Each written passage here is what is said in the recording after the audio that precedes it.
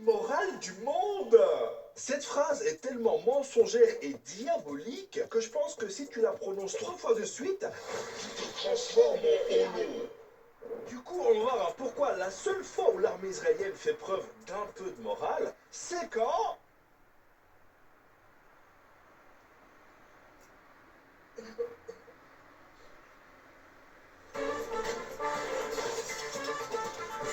Quand Israël et ses soutiens parlent de l'armée israélienne, il y a une phrase qui revient aussi souvent que mes demandes d'abonnement à la chaîne, et cette phrase c'est The Israeli army, the IDF, is one of the most moral militaries in the world. Ah, je sais pas, hein, parce que quand tu vois les massacres commis par Israël à Gaza ou le nombre de civils palestiniens tués en Cisjordanie occupée, tu dis que cette phrase est tellement fausse que quand tu l'écris sur Word, elle devrait être soulignée en rouge.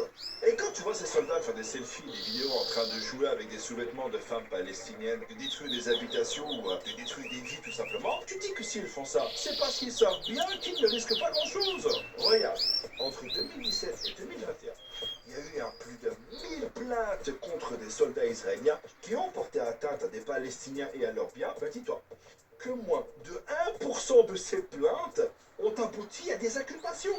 Et après la guerre de 2008-2009 dans la bande de Gaza, où il y a eu près de 1400 Palestiniens tués, oui, surprise, tout ça n'a pas commencé le 7 octobre, il y a eu 52 enquêtes internes ouvertes par l'armée. Et dis-toi que celui qui a pris le plus cher avec 15 mois de prison, hein, dont la moitié avec sursis, ça n'avait rien à voir avec les Palestiniens tués. Non, non, non. C'était pour le vol d'une carte de crédit.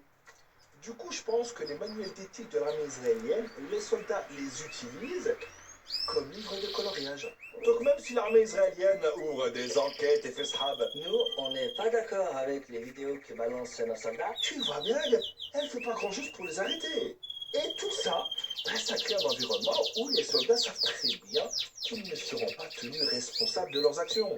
Ça fait des décennies que pour des soldats israéliens, il y a les animaux, les plantes, et quelque part, entre la poussière et les microbes, il y a les Palestiniens.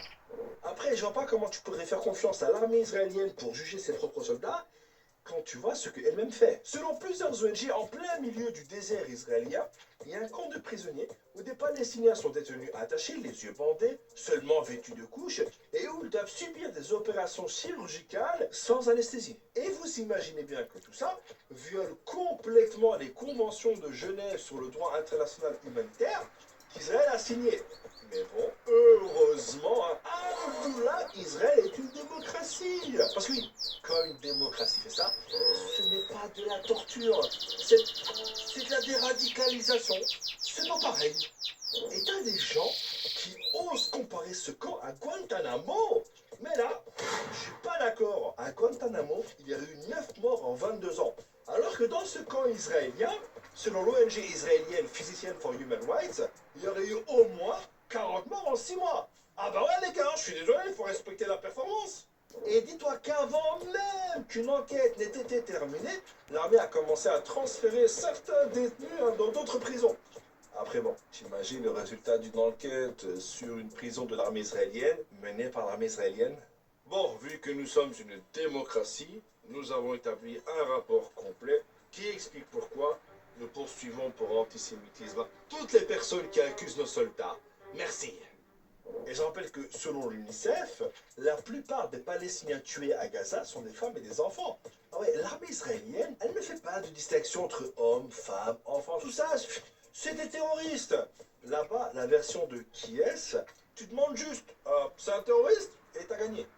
À tel point que l'ONU a carrément annoncé mettre l'armée israélienne aux côtés du Hamas dans la liste de la honte qui répertorie les responsables de violation des droits des enfants en zone de conflit. Et le pire, c'est que les mecs en Israël, ils étaient choqués.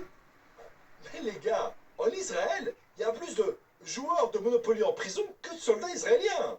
Et c'est là qu'il faut comprendre que tout ça, c'est pas dû uniquement à l'armée israélienne et à la politique de Netanyahou. Non, non, ça fait partie de tout un système qui est dédié à réprimer les Palestiniens. Et si demain Netanyahou était remplacé, crois-moi que celui qui lui succédera, il ne dira pas, en vrai, on a fait les cons. Non mais j'avoue, on a fait n'importe quoi.